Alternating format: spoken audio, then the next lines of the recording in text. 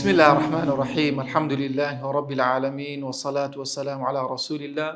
اللهم رب اشرح لي صدري ويسر لي أمري واحلل عقدة من لساني يفقه قولي الحمد لله الذي أنزل على عبده الكتاب ولم يجعل له عوجا خۆشەویستان و ئازیزان لە زنجیرە بابەتێک دێنەوە خزمەتتان لە پوختەیەکی بەسوود لە زانستی تەجوید. ئەمە ناونیشانی ئەو کتێبەمانە بە شێوازێکی جیاواز لە بابەتی زانستی جوان خوێندنەوەی قورئانی پیرۆز.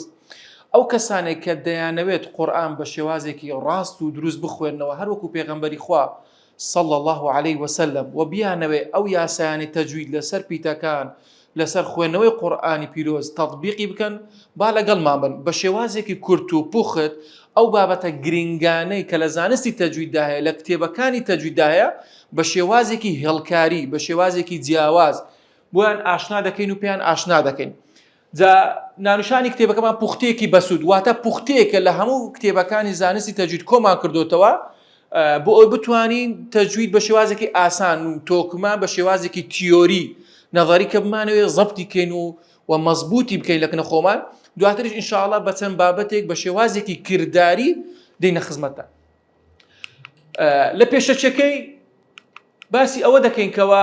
قورئانی پیرۆز کاتێک کە خوای گەورە دای بەزاندۆ لەسەر پێغەمبەری خوا صلی الله عليه وسلم و قورئان کەلامی خوایە. یەک لە بابەت هەرە گرنگەکە کە زانایان قسەیان لەسەر کردیا کە قورئان کەلامی رب العالمینە کەلامی خوای گەورە نەک مەخلوقە. لۆیە کەلام بریتیە لە سەوت بریتیە لە حرف کەلام بریتیە لە حرف واتە پیتە و سەوتە دەنجی لێوە دێ بۆیە زانایانی عەقیدە زۆر باسی ئەو خاڵەیان کردیا کە کەلام وڵڵایە. دا قورئانی پیرۆز لە چەندین جێگەدا باسی یاساکانی تەجوید و باسی خوێندنەوەی قورئانی پیرۆز باسی ئەجر و پاداشتی قورئان خوێندنەوە لە فەرمودەکانی پێغەمبەر باس کراوە. ئێمە بە کورتی و پوختی چەند ئاەتێک و چەند بەڵگەیەک دێین بۆ ئەوەی زیاتر بچینە ناو ناوەڕۆکی بابەتەکە. خوای گەورە لە قورئانی پیرۆزدا دەفەرمێت وەڕەتیل القورئان تەرتیلا. قورئان بەو شێوازەیە کە دەبێت تۆ بە شێوازێکی تەرتیل لەسەرەخۆ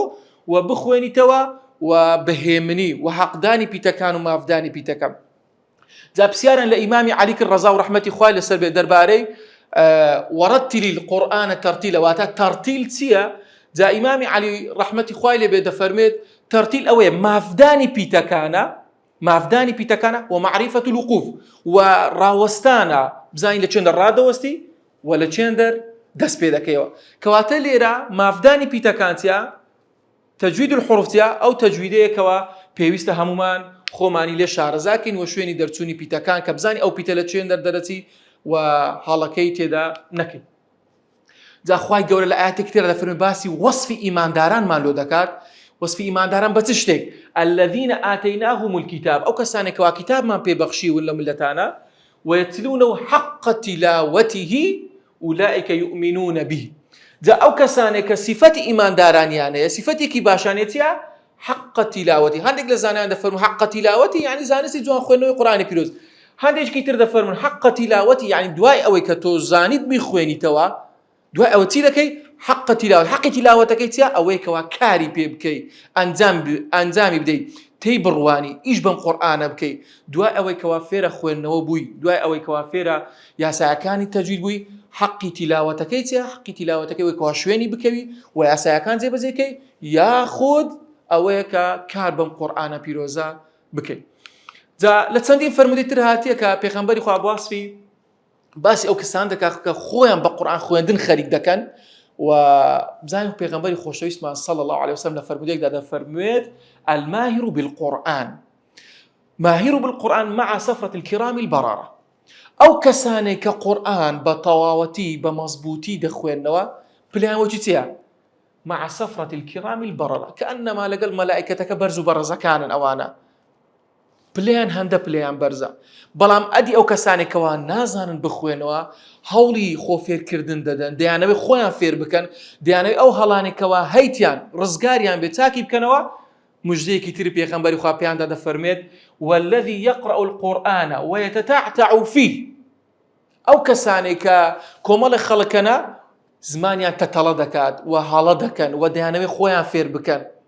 باشە ئەدی چ بکە ئەو کەسە؟ پێغەمبەری خوا مژدەیەکی زۆر خۆشی پێداون کە دەفەرمێت له ئەجران ئەو کەسانە دوو ئەجر و پاداشیان لێیە. ئەو کەسێک کە دەوێت خۆی فێرە زانستی جوان خوێندنەوە بکات بانەرە وەڵام من تازە قورئان نازانم بخوێنمەوە بۆچی خۆم فێرکەم باشە گوناحبار دەم کەلامی خوای گەورە بەغەڵەت بخوێنمەوە نا پێغەمبەری خوا فێرمان دەکاتەوە هەر کەسێک کە بیوێ هەوڵ بدات و ئەو هەڵانی خۆی کە ڕاست بکاتەوە زمانی تەتەڵە دەکات و لەسەری قورسە دوو ئەجر و پاداشێک بۆ هەیە جا ئەجر و پاداشێکیان ئەوەیە کە لەسەری ماندی دەبێت هەوڵ دەدات و خۆی حرفەکان لێ ڕابینی زمانی و ئەجر و پاداشتێکی تریان ئەوەیە کە قورئانی پیرۆز دەخوێنێتەوە جا پێغەمبەری خۆشەویست فەرمی صلی الله علیه و سلم لە فەرمودەکان هەر کەسێک پیتێک بخوێنێتەوە لە قورئانی پیرۆزدا دەخێری لە بۆ هەیە ئەو خێر و ئەجر و پاداشتە لەدەست خۆت مەدە ئەلیف لام میم پیتێک نییە بەڵکو سێ پیتەکەواتە بە ئەلیف لام میم تۆ سی خێرت دەگاتێ ئەم ئەجر و پاداشتە لەدەست خۆتان مەدە خۆشەویستمان دەفەرمێت صلی الله علیه و سلم ئەو کەسانێک کە دەیانەوێت قورئان بخوێن بزان چی پێ دەفەرمێت زەینوا القورئان بئەصواتکم قورئان بڕازێنەوە بە سەوتە خۆشەکانی خۆتان بەدەن قورئان بخوێنەوە یعنی تۆ قورئان مەخوێن و تەنها بەدڵ هەندێک کەسێ دڵما مۆسەوەڵا ختم دەکەم بەبێ ئەوەی لەفزەکان دەربڕێ پیتەکان دەبڕێ تۆ ئەگەر دەمت نەکەیەوە زارت نەجوولێنی تۆ ئەم حرفانە چۆن دەردەبڕی تۆ قورئانەکە گوێ لێ دەبی خۆشەکە دۆ دروست دەبی کا سەوت ڕازاندنەوەکەی خۆت نا پێویستە قورئان بەدەم بخوێنی چونکە هەندێک پیتێ وەکو دواتر دێن باسی دەکەین لەمە خارجەکان وەکو حرفی فا وەکو حرفی میم وەکو حرفی با ئەگە تۆ لێوەکان نەجوولێنی تۆ قورئان ختم دەکەی هەر بەدڵن ئەوە کای ختمە نا بەڵکو قورئان بخوێنە بە شێوازێکی ڕاست و دروست و بە دەنگە خۆشەکەی خۆت بیڕازێنەوە وهروە پێغەمبەری خۆشەویستمان دەفەرمێت فەرمودەیەکە کە ئیمامی عوثمان ڕەزا و ڕەحمەتی خوای لێ بێت بۆمان دەجێڕێتەوە کە دەفەرمێت لە پێغەمبەری خوا صلی الله عليه وسلم خەیڕکم من تعلم القورآن وعلمه فەرمودەیەکی چەندە خۆش و بەلەزەتە خەیڕکم من تعلم القورآن چاکترین کەس ئەو کەسانن کەواتە لە ناو گۆی زەوی خوای گەورە کەسانێکی هەڵبژاردێ کە مەختیان دەکات و باسییان دەکات چێن ئەو کەسانە خەیڕکم چاکترین و باشترین کەس چێیە من تعلم القورآن ئەو کەسێک کەوا خۆی فێر دەکات چ ئافرەت بێت و چ پیاو بێت هەردووچی دەگرێتەوە و تعلم القورآن وعلمه دوای ئەوەی کەوا خۆی فێر کرد لە مامۆستای دانی چۆک بە چۆک و ئیجازەی وەرگرت پاشان چ دەکات ئەو کەسە دەبێت چی فێر بووە بیگێنێت بۆ ئەوەی زیاتر لە بیری نەچێتەوە حەقی علمەکەی بدات و زەکاتی علمەکەی خۆی بدات نەکەوە وەڵا سەنەدی وەگرت لە ماڵە زۆر کەسمانێ سەنەدی وەگرتێ و یەک کەسی ئیستیفادەی لە سەنەدەکەی نەکردیە نا مادەم تۆ خۆت فێرە قورئانی پیرۆز کرد پێویستە تۆ ئەو علمی وەرگرتیە خەڵکانی تر ئیستیفادەی لێ بکە هەروەکو عەبدوڕەحمانی سولەمی دەفەرمێ ڕەزا و ڕەحمەتی خوای نزیکەی چەندین ساڵ لە ژێر دینگەی یەک مزگەوت لە کوفەدا دانیشتۆ و خەڵکی فێر کردووە چل ساڵانی دەفەرمون کەواتە تۆ کاتێک کە سەنەد وەگر خۆت فێرە قورئانی پیرۆز کرد وەرە علمەکەی بگێنە خەڵکی تر فێرکە هەر هیچ نەبێ مەجموعەیەک منداڵ دانیشێنە فێرە زعەمەیان کە زانی چ خێرێکی ئەبەدی و نەبڕاوەیە کەواتە لە فەرمودەیەکی تردا ئومامە لەومان دەجێڕێتەوە دەرەجەم لە پێغەمبەری خوا صلی الله عليه وسلم اقرأوا القرآن فإنه يأتي يوم القيامة شفيعا لصاحبه قورئان لە قیامەتدا شەفاعەت لە بۆ ئەو کەسە دەکات کە دەخوێنێت و ئەمەش موجدەیەکی زۆر خۆشە بۆ ئەهلی قورئان ئەو کەسانێک کەوە ئەهلی قورئانن پێویستە زیاتر خۆیان ماندیکەن لەگەڵ یاساکانی تەجویددا هەروەها ئەنەسی کوڕی مالیک بۆمان دەجێڕێتەوە لە پێغەمبەری خوا لە فەرمودەیەک تردا ئەهلی خوا چێنە ئەهلی خوا ئەو کەسانن کە من هم أي رسول الله أو كسانا كأهل الله وأهل القرآن وخاصته أو كسانا كأهل قرآن خاص لك خواي جورا تايبة لك خواي جورا بويا بيوسا جرينجي بقرآني بيروز بدين و بوش وازانك وبخوينو كبيغمبر خاص صلى الله عليه وسلم لبوماني بيان كرديا جا بيشو يدس بيبكين سلمة لبومان دجيرتو لبيغمبر خاص صلى الله عليه وسلم پێغەمبەری خوا صلی الله علیه وسلم زۆر بە هێواشی بە نەرمی قورئانی پیرۆزی خوێندووە یەکی لە سەحابەکان کە ناوی معاویە بۆمان دەجێڕێتەوە دەڵێ پێغەمبەری خوا لە کاتی فەتحی مەکەدا سوورەتی فەتحی لە بۆمان دەخوێنێتەوە بە هێمنی و بە ئارامی لەسەر خۆ سەحابەکان بۆمان دەجێڕن دەڵێن لە پشت پێغەمبەری خوا صلی الله علیه وسلم دەبانتوانی حرفەکان بژمێرین پیت هەندە لەسەر خۆ بە هێمنی قورئانی پیرۆزی خوێندوتەوە بۆیە بە هێمنی بە شێوازێکی تەرتیل پێویستە قورئانی پیرۆز بخوێنینەوە بۆ شێوازە کە پێغەمبەری خوا صلی الله عليه وسلم وەرگیرا و سەحابەکان کاریان پێکرد و دواتر بە شێوازێکی هەم نووسرا و هەم خوێندرا و قورئانی پیرۆز گەیشتۆتە دەستی ئێمە هەم بە شێوازی نووسرا و هەم بە شێوازی خوێندرا و پێویستە بخوێنینەوە کاری پێ بکەین. جا چەند خاڵێکی گرنگ بۆ ئەو کەسانێک کە دەستنە ناو سەرەتای زانستەکە پێویستە تۆ ئەم خاڵانە بزانی. 5 بنەمای سەرەکیم هێناوە بۆ ئەو کەسانێک کە دەیانەوێت بستە ناو زانستەکە و دەیانەوێت خۆیان فێرکەن کە قاعیدەیەکی گرنگە کە تۆ بتەوێت خانیەک دروستکەی لەسەر چەند دینگەیەک ڕادەوەسێت. ئەو دینگانە زۆر زۆر گرنگە پێویستە خۆتانی لێ فێرکەن و ئەوانە دینگەی زانستی تەجویدن. دەتوانین بڵێن زانستی تەجوید 4 دینگە یاخود 5 دینگەی سەرەکی هەیە بۆ ئەوەی تۆ سەقفێکی دروست و ڕاست و دروست بینایەکی ڕاست و دروست لەسەری بنیادێ. بزانین دینگەکان چییە؟ یەکەم خاڵ زانینی جێدەنگی پیتەکان مەخارج الحروف. معرفة الحروف واتە زانینی شوێنی دەرچوونی پیتەکان جێدەنگەکان جێی پیتەکان ئەمە بابەتێکی گرنگە پێویستە تۆ شارەزاوی کەواتە یەکێک لە دینگەکان کە تۆ دروست بکەی پێویستە تۆ مەخارج الحروف بزانی. خاڵی دووەم صفات الحروف دەبێت تۆ بزانی کاتێک ئەو پیتەی دەردەبڕی سیفەتی چییە ئەو سیفەتانێک کە خودی خۆی لازمە یان ئەو فیتانێک کە عارضە توش هاتووە ئەمە بابەتێکی گرنگە کەواتە دینگەی دووەممان صفات الحروفە. دینگەیەکی تر زانینی ئەو ئەحکامانەی ئەو یاسایانەی کەوا دروست دەبێت لە کاتی خوێندنەوەدا جا ئیدغامە ئیخفایە ئیظهارە مەدەکانە ئەو یاسایانی ئەحکامی ڕائەکانە دواتر دەیخوێنین یەک بێک ئەوە یەکێکی تر لە یاسایەکان لە دینگەکان ئەوەیە کە چی بوو بریتیە لە یاساکانی تەجوید بزانین ئەحکامەکە. خاڵێکی تر زانینی وەستان و دەستپێکرد هەروەکو ئیمامی عەلی پێناسەی تەرتیل ئاماژە پێدا معرفة الوقوف خاڵێکی گرنگە یەکێک لە دینگەکان بزانین تۆ لە کوێندا دەست پێ دەکەی و لە کوێندا کۆتایی پێدەی نەک لە شوێنێک دەست پێ بکەی کە مانای ئاەتەکە تێک بدات یان لە شوێنێک بوەستی کە مانای ئاەتەکە تێک بدات بۆی ئەمەش یاسایەکی گرنگە دینگەیەکی گرنگی زانستی تەجویدە. خاڵی هەرە سەرەکی و گرنگ کە سەقفەکەمانە بریتیە لە ڕاهێنان و تەمرینکردن و دووبارەکردنەوە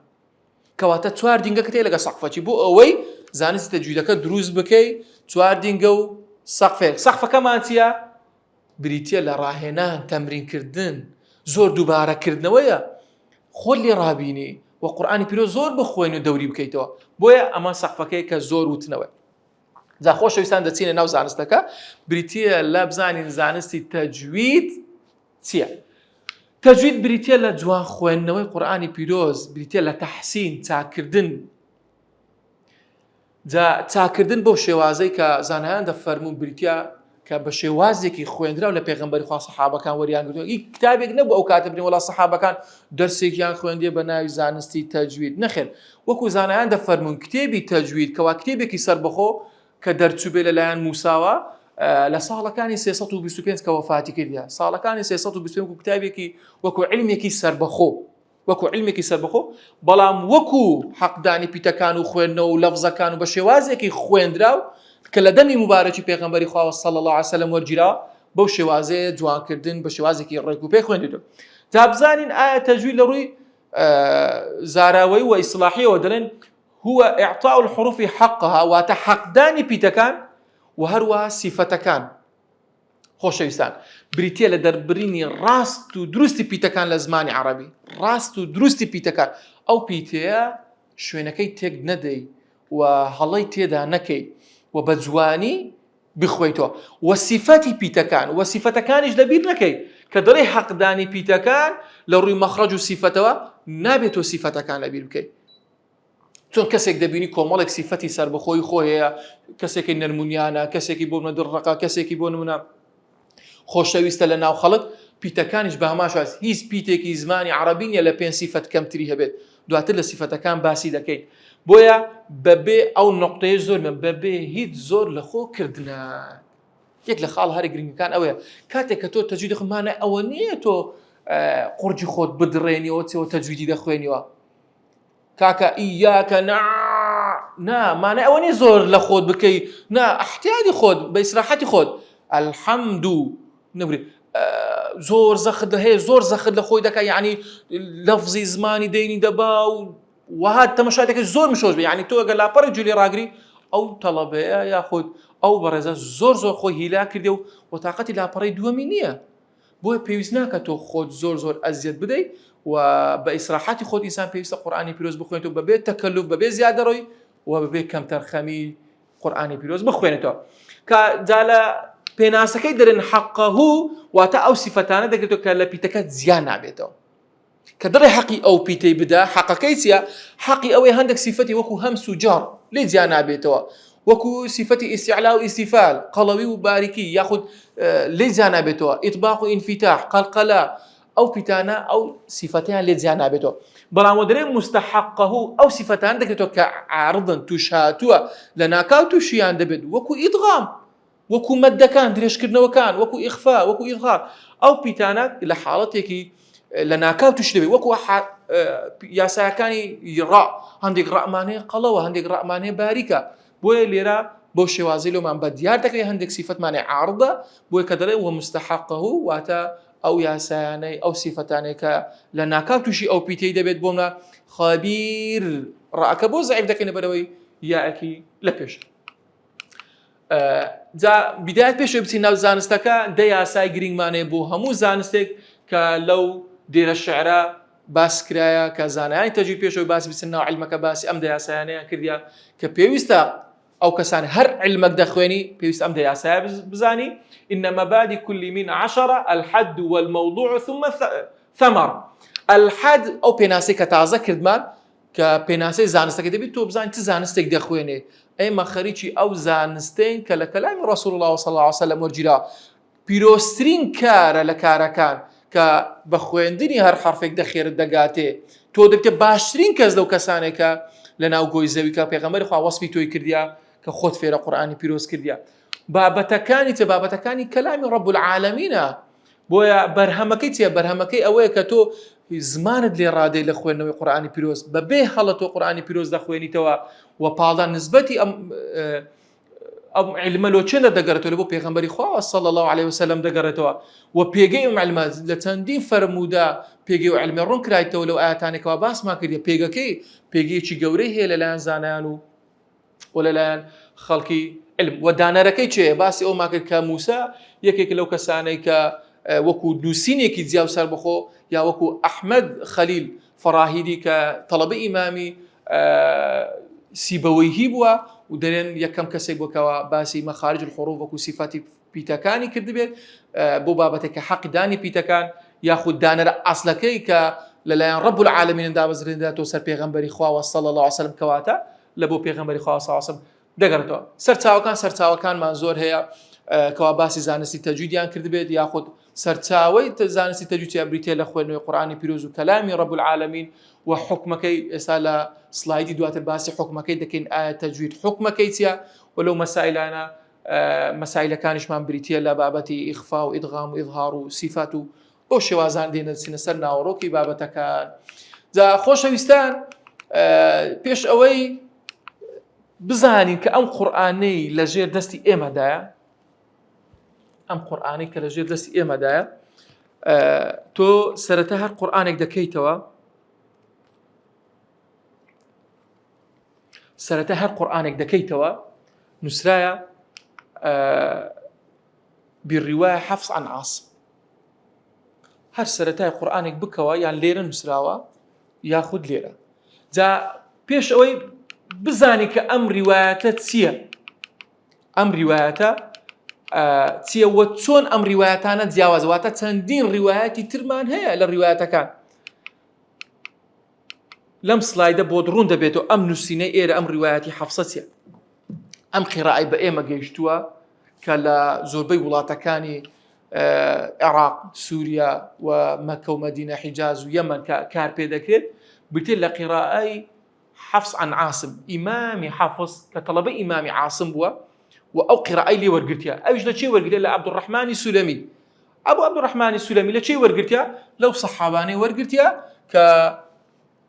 لعبد الله كري مسعود لعلي كري أبي طالب لعثمان كري عفان لأبي بن كعب لزيد بن ثابت روايات كان هم ورقتها وليش إمامي عاصم لعبد الرحمن السلمي وقتها حفص كلإمامي عاصمي ورقتها أو الرواياتها كإمامي حافظ لصالي سطو هشتا دفر من كوتي دواي كده وإمامي عاصمش لسطو بستو حفظ كواتا ليرا ئێستا زانیت ئەو ڕیوایەتێک کە لە ژێر دەستی ئێمەدا ئەمە پێی دەخوێنینەوە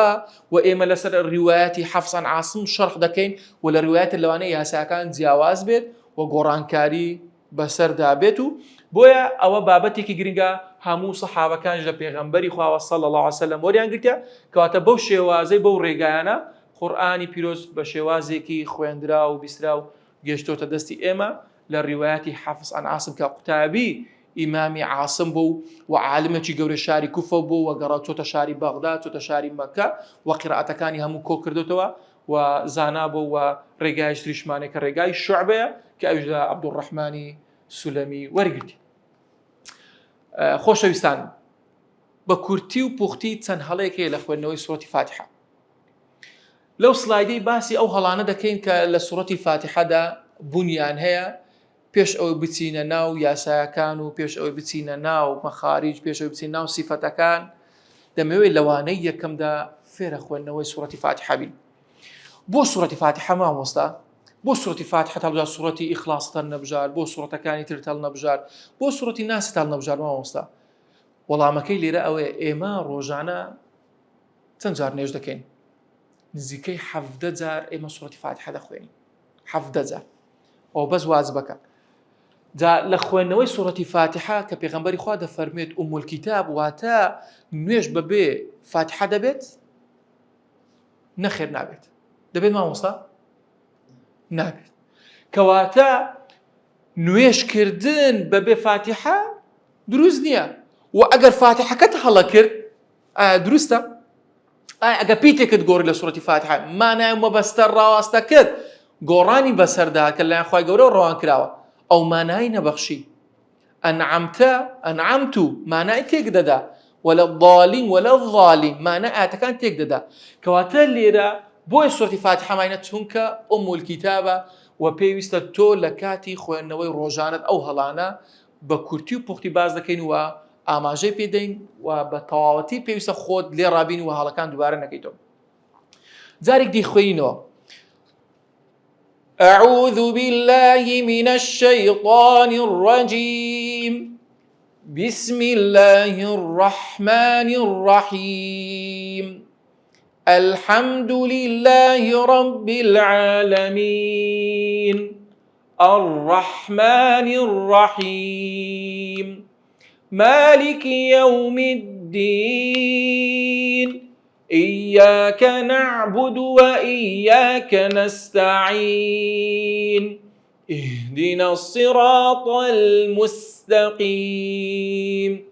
صراط الذين أنعمت عليهم غير المغضوب عليهم ولا الضالين.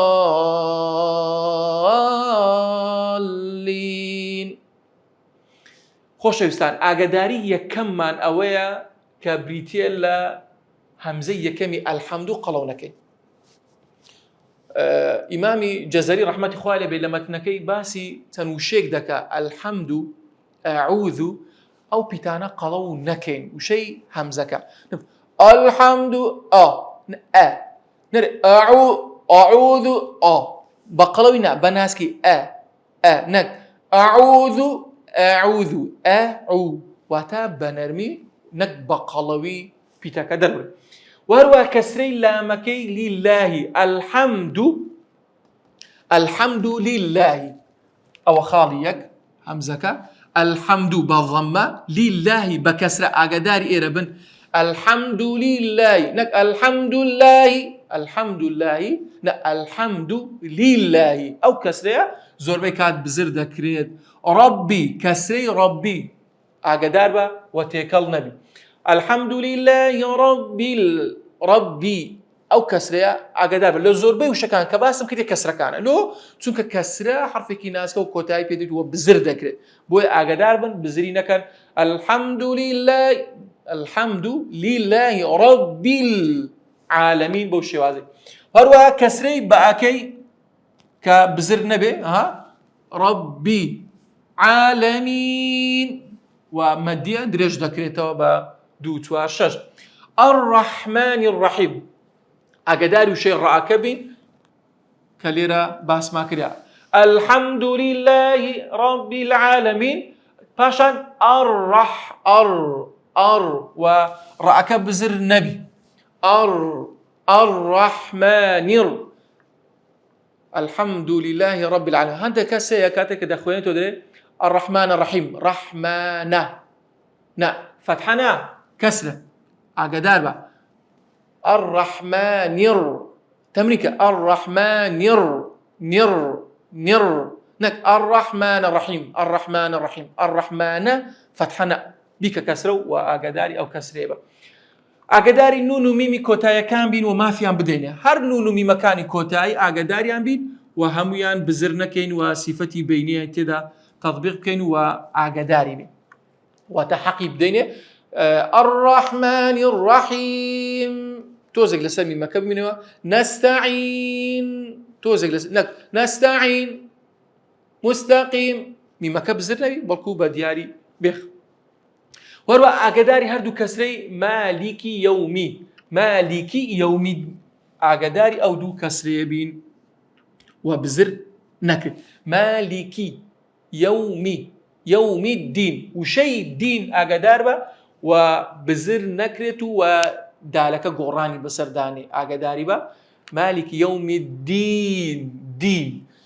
زۆر جاروێ جێل لێ دەبی کە ئەو دالەی ئێرە گۆڕانی بەسەردانێ لەبەر ئەوەی دال و تا یەک مەخرەجیانەی لەگەڵ تائی و گۆڕانی بەسەردادێ دەبتە مالیکی یەومتی ئەگەر ئاگاریم لێبی یعنی سبحان الله گۆڕانێکی تەواو بەسەر ئەو پیتەی دادێ کە کو بڵێ مالیکی یەومی دین مالکی ڕۆژی قیامەت چێە الله سبحانه وتعالى يوم الدين يعني يوم القيامة بەڵام ئەگەر بکەی تین سبحان الله مانایەکە عکس دەبتەوە دەبتە سکار ئەحمەد هەنزیر بۆیە ئاگدار بە سبحان الله گۆڕانێکی بەسەردادێ مەخارجیان یەکە بەڵام سیفەتیان جیاوازە مالکی یەومی الدین دالەکەی بە جوانی بە دیار بێخە وەروە ئاگداری وشەی ئیاکە بن لەبەر ئەوەی شەدەیە دوو هەڵی تێدا دەکرێت یەک لە هەڵەکان ئەوەیە شەدەکەی زۆر توندەکە هەندێک شێوەیە شەدەکەی ناداتێ ئیاکە نەعبودو ئیاکە نا ئیاکە دوو یاەتەیە کە دەڵێ پیتی شەدە کە دەڵێ شەدە یعنی چی شەدە پیتی یەکەم ساکین پیتی دووەم متحركة تكسر تفتح وتضم به كواتك شدة يعني دو بيت بويا إياك همزة كيف بدأ بسري إي ساكن ياك إياك نك زور كسيكة تاي بشدة دكوي توندي دكا زور توندي دكا ولا مخرجك خوي لا يدا ده بتت إياك إياك زور توندي دكا ولحالتي خوي زور زخد لخو كردنا أوا بيوزناك أو تكلفة أو زيادة روية لخود بكي وحقي بيتكنا بناسكي إياك ونعبد يكلها لك زور واضحة كان كببردامي خلق ديكا أويج وشي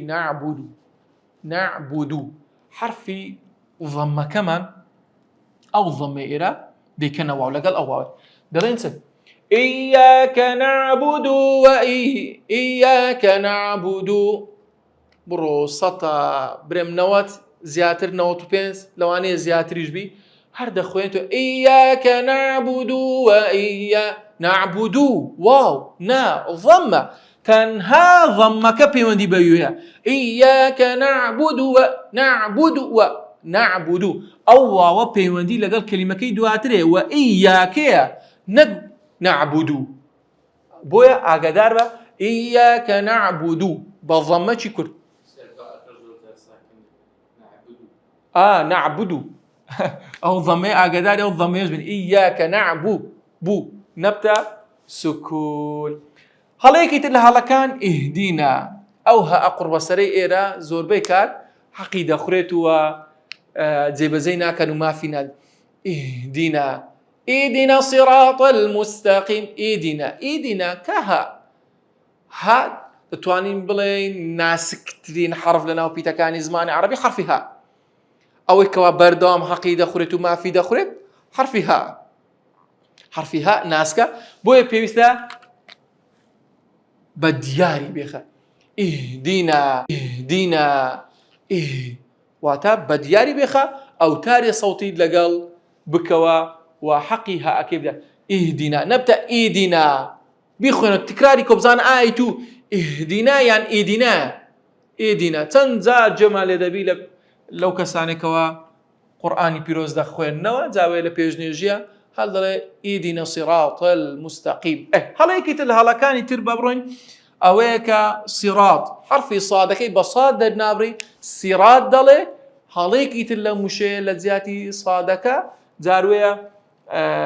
صاد السيني دردبري وهليك يترمان أوي ديكاتتي التاء صراط تاء لبرتي أو هاي ما مصطا لبر أوي مخارج يعنيك دال تا طا شويني درتون يعنيك وصفتي عن زياوزة صفتك إيتيا طا حرف قلو إيمي كورت لبر أوي حرفي طاء مانية بديلي حرفي طاء تاء بديلي طاء مان تاء لويا أو كسانك القرآن دخوين نودرين صراط الذين وقراني بسدادت و أقدار ببيوس خود لي رابيني ما دام تو إسا زانيت حرفي تأتي وطاءتيا بيوس تاكي بكتب لي صراط طي طو طا خود لي رابيني بو أوي أقداري أو هاليبا أنعمت بفتحة نقبة ضمة أنعمت عليهم غير المغضوب عليهم ولا الضالين هليك يتر لهلا كان مغضوب حرفي غينك حقنا ذاته وغير المغضوب حرفي خاء دي تشويني حرفي خاء لبر مخارج الكترونيه زيكا قراني بسداده بيوست اقدار بغير المغضوب والف لامك غير المغضوب كسري غيري وحرفي ضاد شمانه كلير باسي دكين ولا الضالين دواتر إن شاء الله أو كسانة زور بيكز كلمة هو حرفي ضاد قرص ضل قرصة كزمان عربي ناسا بلغة ضاد زمان عربي ناسا بلغة الضاد كواتا حرفي ضاد تا كحرف الزمان عربي ولا هم لغة كانت تردا تنها الزمان عربي هي ولا بيتكاني قرآني بيروز دابونية ولا ضالين دواتر إن شاء الله لما خارجي حروف كان باسي حرفي ضاد دكين بو اوي بتوانين حرفي ضاد بشوازكي راس دروست دربرين زور بي لزانان دا فرمون اگر هاتو تو ام ضادا بو شوازي دنسرت بكيتا ضا معنى آتك تقدسيتو وفاتحك دروز نابي وكواتا نيوجك دروز نابي وبيوست خود ليرا تاكي ببي هاتشوار مسابقة والله أعلم دەبێت تۆ فاتحەکە چاکە و حرفی ضادەکە مادەم توانەدایە مادەم کەسێکی تێگەشتی مادەم کەسێکی خیندەواری پێویستە تۆ خۆت چاک بکەی و تەمرین لەسەر بکەی بیڵێتەوە بۆی ڕزگارت بێت لەو هەڵێ. دەچینە سەر بابەتێکی تر لە بابەتەکان کە بابەتێکی گرنگە بەشێک لە زانایانیش دەفەرمون سوورەتی فاتحە کە بریتە لە 7 ئاەت بەسمەلەیان بەشێک لە زانایەکان بەسمەلە واتە بسم الله الرحمن الرحیم بە ئاەتی یەکەم حساب کردیە بسم الله الرحمن الرحيم وهندي تریش بسمليان كأواني ببسمليان بآيات كم حساب نكرديا صراط الذين أنعمت عليهم ألي رآياتك كآيات ششة غير المغضوب عليهم ولا الضالين كذا بيت آيات حفتم بلام أواني كبسمليان بسم الله الرحمن الرحيم بآيات كم حساب كردبي أو ألي أو آياتين وخلافك لبين زانان ولا قراءة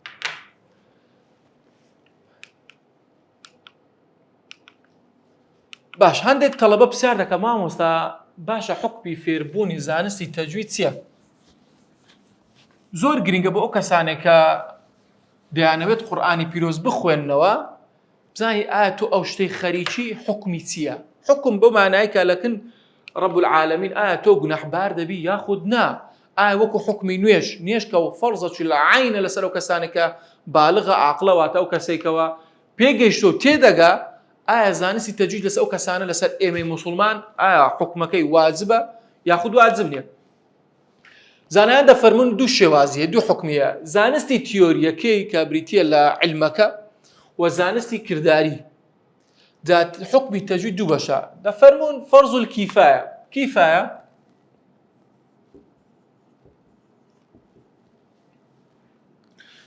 فرض الكفاية يعني فرض الكفاية نمونك بينينوا لسر فرض الكفاية بون مدرين نويجي مردو فرض الكفاية يعني كومال خلق بو نيشكرنا هەڵبستن لەو گەڕەکەی تاوان لەسەر هەموو خەڵکەکانی تر لادەبە تاوان لەسەر هەموو خەڵکی ئەو گەڕەکە لابێ بەڵام کەسێک نەبوو لەو گەڕەکەی نوێژ لەسەر ئەو جەنازەیە بکە ئەو خەڵک هەموو گوناحبارە ئەوە زانستی تیۆریەکەی تەجویدیش بە هەمان شێوازە فەرض الکیفایە زانینی یاساکان بە شێوازێکی کردداری و بە شێوازێکەوە بۆ نمونە بزانی ئەو کەسە خەڵکی فێر بکات و علمەکەی پێبێت و شارەزا بێت بە علمەکە ئەوە لەسەر کۆمەڵی خەڵکی تر لادەچێت بۆن من لە شاری هەولێر کۆمەڵێک مامۆستای بەناوبانکەنە شارەزاهانە لە بابەتەکانی زانستی تەجوید و دەرسی تەجوید شەڕ دەکەن و خەڵکی فێر دەکەن ئەوە تاوانەکەی لەسەر ئەو خەڵکە لابرە بەڵام ئەدی ئەگەر کەسێک نەبێ زانستەکە شەڕح بکات و خەڵکی فێر بکات ئەوە خەڵکی ئەم شارە هەمویان تاوانبار دەبن ئەوە فەرض الکیفایە وفرض العين كردارية دفرمو فرض العين كرداري واتا لكاتي خوينو القرآن بيروز دا بيويستا تو فرض العين واتا نابي بغالط قرآن بيروز بخويني توا ونابي هالتي دا بكي دربرني بيتا كان ببي هلا براس رواني فرض العين كواتا تو مادام كسيكي بونا عقلي مادام كسيكي بالغي بيويستا تو خود شعر زاكي قرآن بيروز بهالا بيتا كان در نبري أنعمت نري أنعمت اهدنا نري إيدنا نعبد نبت نحبد بيتك شوينة كي نقوري تو كما دام بيتك تقوري ما نعات كان دقوري بويا بيويس ليرا لكاتي خوينو القرآن بيروز تو بونا القرآن بيروز دكيتو كدرين فرض العينة لسر أو كسان كقرآن دخوينو ما دام قرآن دخوينتو بيويسا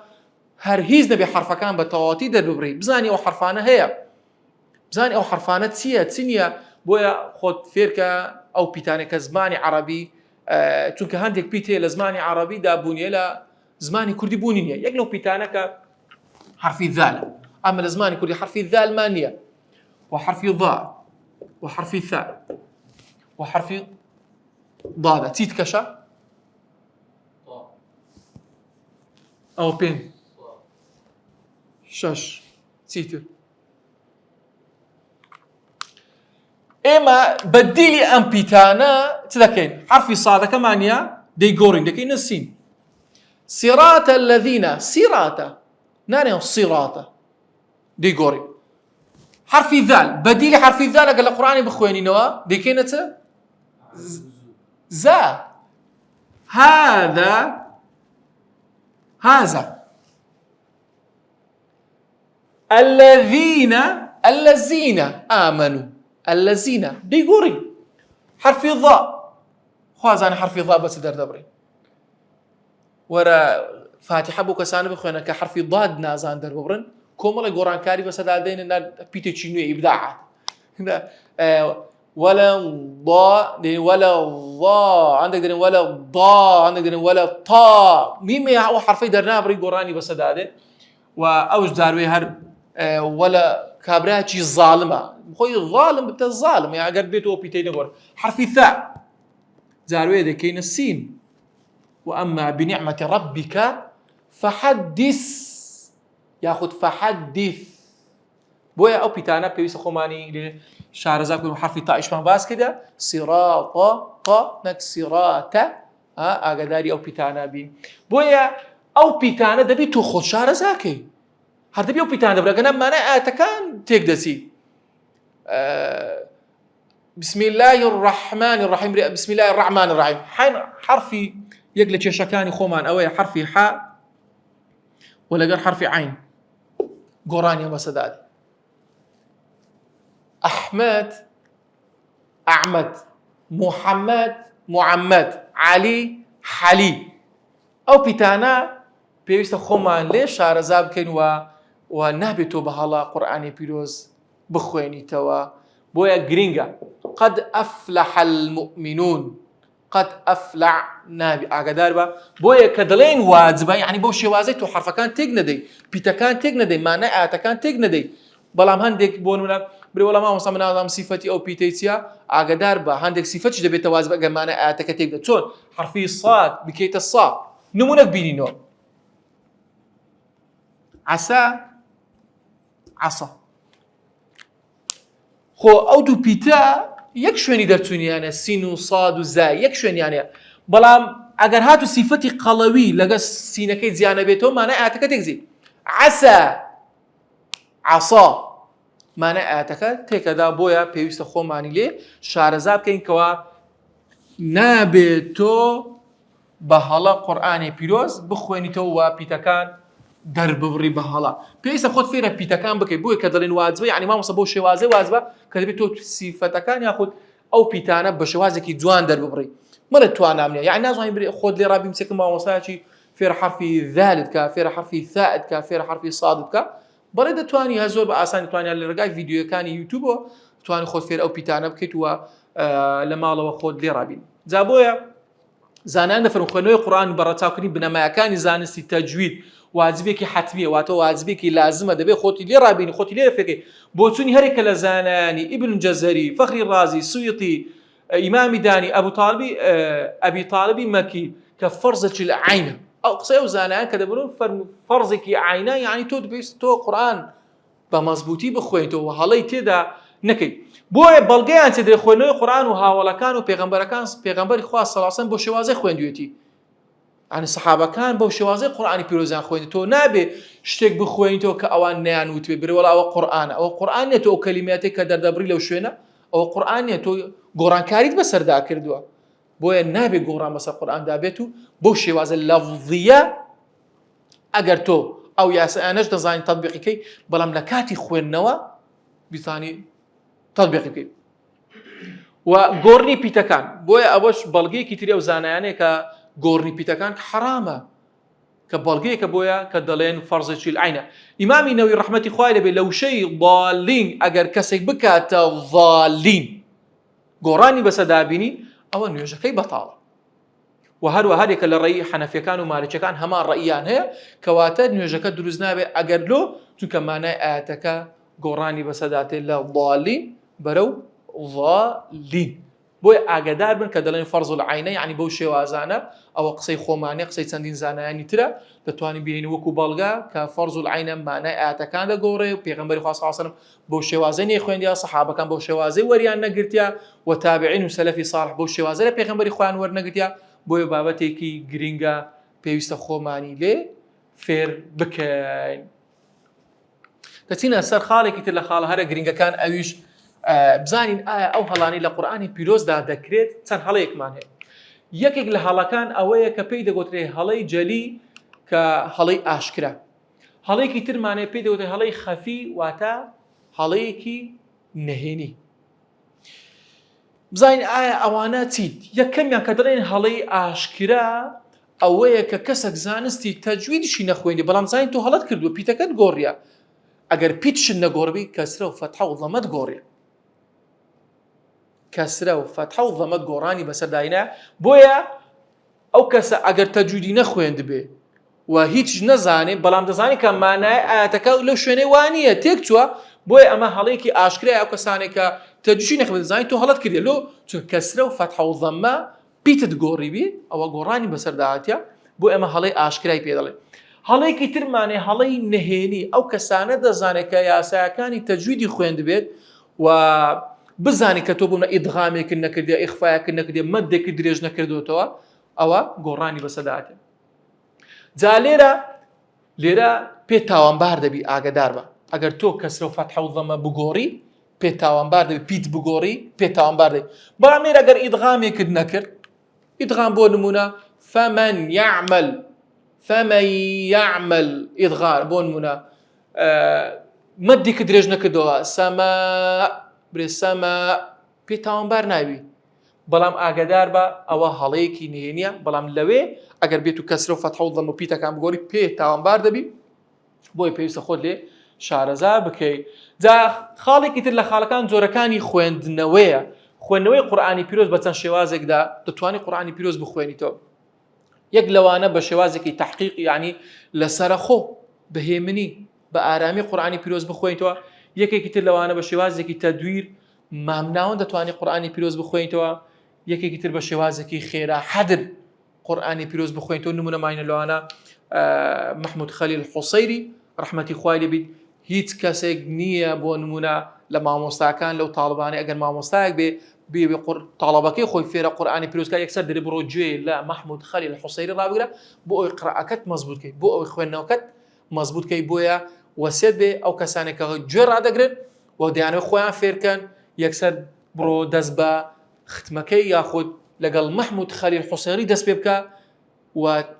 وەسێتە کەواتە دەست پێوە بگرن گوێ لەم کەسە ڕابگرن بۆ ئەوەی بتەوێ قورئانێکی پیرۆز و بە جوانی فێربی یاخود محەممەد صدیق المەنشایی ئەو شێوازێکی تەرتیلی هەیە دەتوانین گوێ لەویش ڕاگری بۆ ئەوەی ئیسفادەی زیاتر لە دەرسەکان بکەیت تەطبیقاتەکان زیاتر و خوێندنەوەیەکی تەواو هەست پێ دەکەیتەوە مافدانی پیتەکانی بە چەندین شێواز دەردەبرێت وەروە خوێندنەوەیەکی ترمانەیە لە سەرخۆ مامناوەند خوێندنەوەیەکی ترمانەیە خێرە ملاحەزەیەکی تر بەرسێکیان بە شێوازێکی تر پێی دەگوتێت تەرتیل واتە خوێندنەوەیەکی تەواو و دروست هەرسێکیان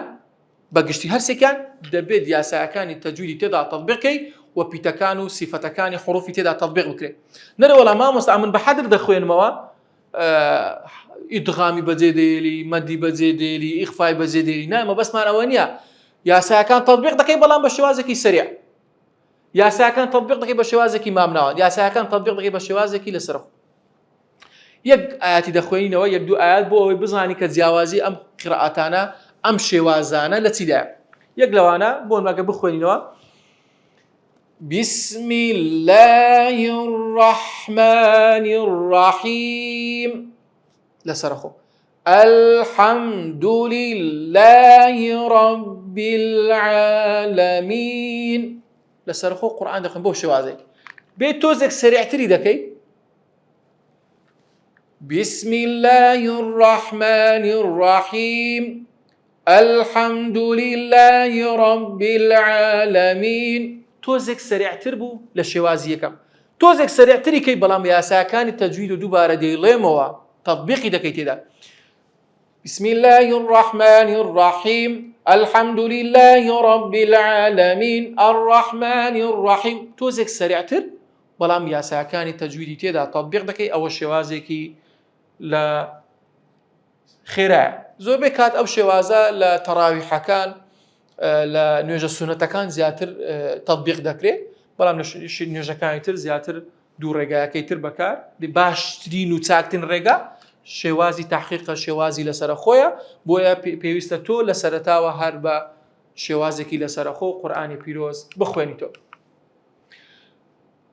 کاتمان زۆر ماوە زۆر باشە بەو شێوازە کۆتایی بە وانەی یەکەمان دێنین داواکارین لە خوای گەورە بمان کاتە ئەهلی قورئان ئەهلی تایبەتی خوای گەورەنە